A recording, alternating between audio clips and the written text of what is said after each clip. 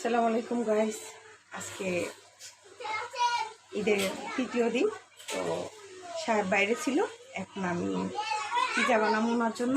ওনাকে সন্ধ্যাবেলা আসার কথা ছিল, কিন্তু উনি আসতে পারে নাই, লেট হয়ে গেছে। তো আমি দুটো ডিম মাখিয়ে নিয়ে রেখে দিয়েছিলাম রেস্টে, সেটা আমি আপনাদেরকে দেখাতে পারি নাই। এখন আমি দেখাবো আমার পিজাটা বানানোটা, ঠিক আছে? সাথেই থাকবেন। দেখতেই পারছেন আমার পিজার রুটিটা বানানো হয়ে গেছে।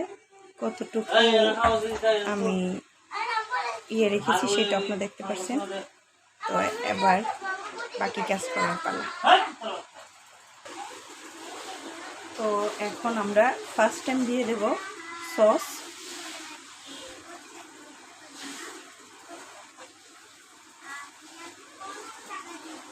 সসটা হাত দিয়ে ভালো করে লাগিয়ে নিতেছি।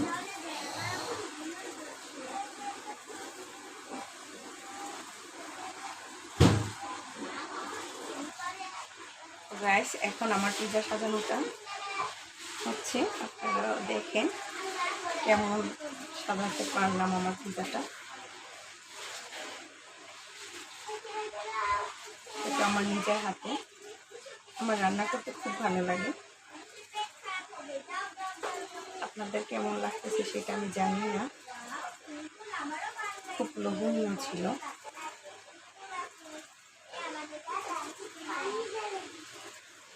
কারণ অনেক চিকেন দিয়ে সেটা আমি সাজাচ্ছি। আজকে আমি 3টা পিজা অলরেডি বানানো হচ্ছে।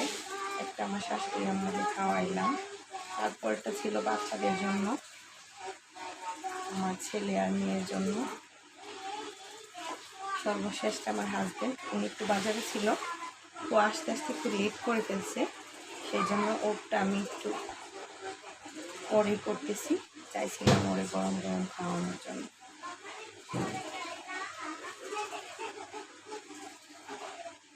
গাইস, সর্বশেষ আমার পিজা সাজানোটা। এখন আমি দিয়ে দেব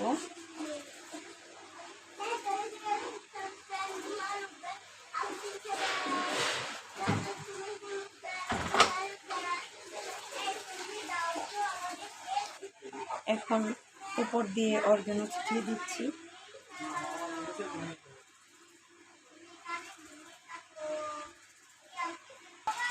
এখন হচ্ছে মোস্ট ইম্পর্টেন্ট জিনিস, যেটা না দিলে পিজার মজাই আসে না, সেটা হলো চিজ। তো লেটস গো চিজ।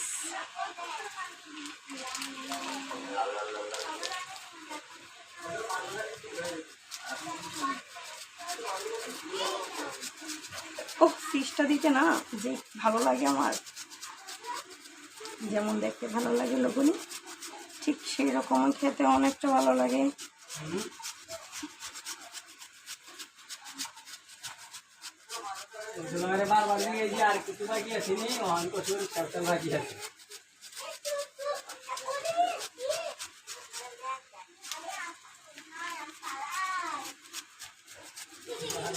গাইস, দেখতে পাচ্ছেন অলরেডি আমার চিজ দেওয়া প্রায় শেষ।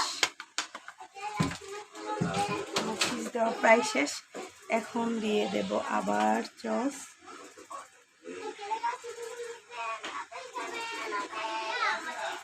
দিস ইজ ফাইনাল লুক মেরা পিজার। তো চলেন এবার চলে যাব চুলায়। এই হলো আমার চিকেন বল রেডি। এখন সাহেব টেস্ট করার পালা, নিয়ে যাচ্ছি ওনাকে সারপ্রাইজ দেওয়ার জন্য। তো লেটস গো, দেখা যাক ওনার রিয়াকশনটা কেমন হয়। আসসালামু আলাইকুম গাইস, আজকে আমি বানাবো চিকেন বল। তো সাথে থাকেন। আমি মাংসের কিমাটা ম্যারিনেট করে নেব, এখন ব্লেন্ডার করে নিতেছি, বাকিটা দেখাচ্ছি আপনাদেরকে। এই আমার গ্রেভিটা হয়ে গেছে, দেখেন অনেক সুন্দর এবং অনেক ঘন। এটা একদম প্রপারলি আপনার একটা ঘন টাইপের হতে হবে, নাহলে কিন্তু হবে না। এই যে এরকম ঠিক আঠালো নরম হলে কিন্তু হবে না। তো আমি 10 মিনিট ফ্রিজে রেস্টে রেখে দিয়েছিলাম। আর ওই পাশে আপনার চুলায় গরম পানি বসিয়ে দিয়েছি ভাপ দেওয়ার জন্য। চলেন সেটা করে নিই। আমার পানিটা পুরোপুরি বলদ এসে গেছে। এখন আমি চিকেন বলগুলো দিয়ে দেব, আর তার ভিতরে আমি হাতে তেল মেখে নিয়েছি, তাহলে আমার চিকেন বলটা হাতে লেগে যাবে। আমি অল্প অল্প করে নিচ্ছি। এই যে দেখেন, এই দেখেন শেপটা কতটা সুন্দর এবং পারফেক্ট এসেছে। একটা একটা করে দিয়ে দেব চিকেন বলগুলো।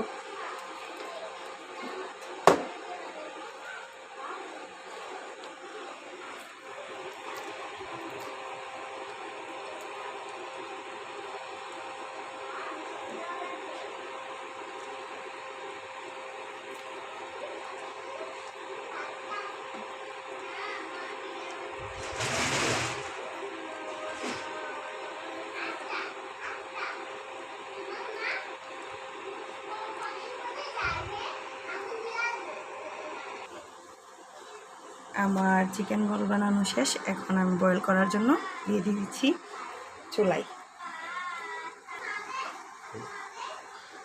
আমার চিকেন বল বানানো অর্ধেক প্রায় শেষ, আর বাকিগুলা রেডি করার জন্য করতেছি। দেখেন, তো বয়েল করার পর এখন দেখেন গাইস, আমার প্রপার চিকেন বল এখন ভেজে নেব। সাথেই থাকেন, দেখেন কেমন হয়েছে।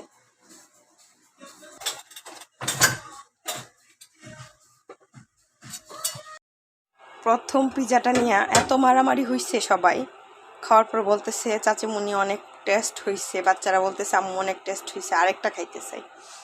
তো ওইটা বানানোর পরে এখন চিন্তা ভাবনা করলাম বাচ্চাদের জন্য ছোটো করে আরেকটা পিজা বানিয়ে নিই।